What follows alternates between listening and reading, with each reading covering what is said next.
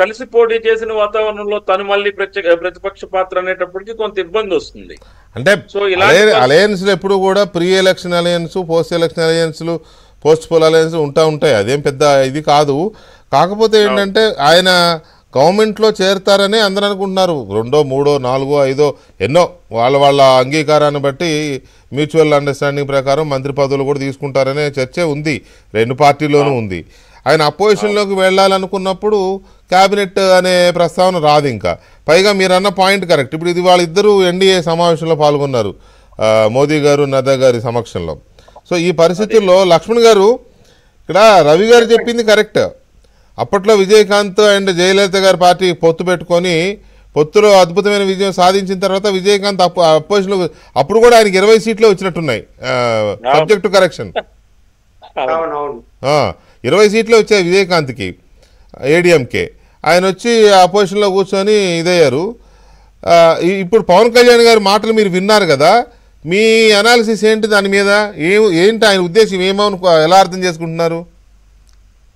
సాంకేతిక పరంగా అయితే పొత్తులో ఉన్నప్పుడు అధికారాన్ని పంచుకుంటే మళ్ళీ ప్రతిపక్ష హోదా తీసుకునే అవకాశం ఉండదు ఆ పార్టీకి. అవును. ఇప్పుడు ఆయన అధికారం పంచుకుంటాం అంటున్నాడు, మళ్ళీ ప్రతిపక్ష పాత్ర పోషిస్తాం అంటున్నాడు.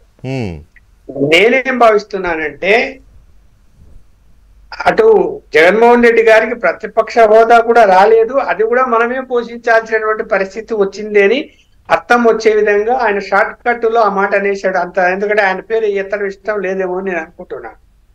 జగన్మోహన్ రెడ్డి పేరు ఎత్తడం ఇష్టం లేక అది ఆ పాత్ర కూడా మనమే పోషించాలి అనేటువంటి పద్ధతిలో మాట్లాడి ఉంటాడని అనుకుంటున్నాను.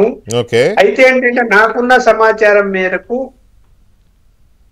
ఖచ్చితంగా కేబినెట్ లో చేరతారు. అయితే పవన్ కళ్యాణ్ కేబినెట్ లో ఉండరు అనే సమాచారం ఉంది. ఆ చర్చ అయితే నడుస్తోంది. ఆయన ఏంటంటే ఒక పెద్ద మనిషి తరహాలో తను ఉంటూ పార్టీకి సలహాలు ఇస్తూ, చంద్రబాబు సలహాలు ఇస్తూ, అటు కేంద్రంతో సత్సంబంధాలు నెలకొల్పుకొని రాష్ట్ర యొక్క అభివృద్ధి విషయంలో తన పాత్ర ఏందో పోషించాలి అంటే మంత్రివర్గంలో ఉంటే అది సాధ్యం కాదు.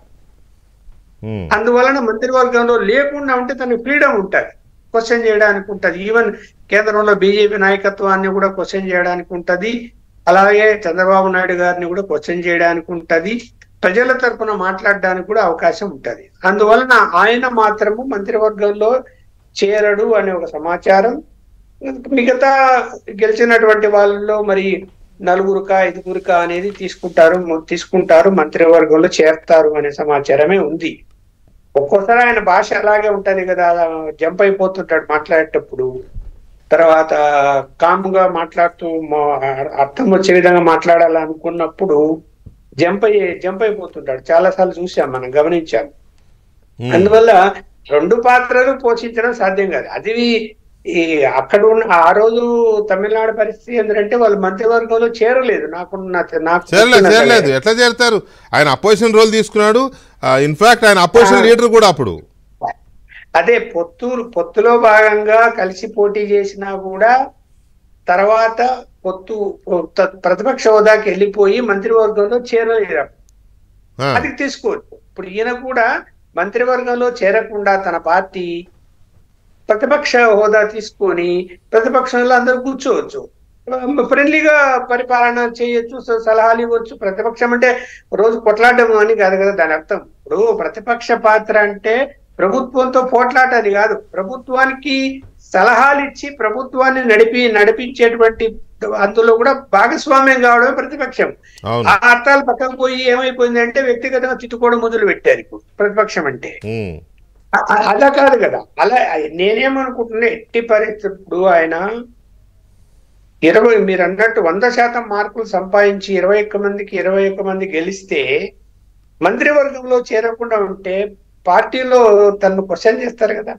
అవును, ఒక మంచి అవకాశాన్ని పోగొట్టుకుంటారా ఎవరు కూడా. అందువలన అలా ఏం చెయ్యడు. నేను అనుకుంటున్నా ఆయన మాత్రం మంత్రివర్గంలో చేరకుండా తాను పెద్ద మనిషిగా ఉంటాడు. ఎందుకంటే తను ఖచ్చితంగా పని ఉంటుంది. అసలు ఆలోచన కాదండి పవన్ కళ్యాణ్ మంత్రివర్గంలో. Pavan Kalyan in the sense Janasena, ఆయన వ్యక్తిగతంగా ఆయన చేరతారా లేదా అనేది వేరు, కానీ జనసేన పార్టీ క్యాబినెట్లో ఉంటుంది, బీజేపీ క్యాబినెట్లో ఉంటుంది, అట్లాగే అక్కడ ఎన్డీఏ కేంద్ర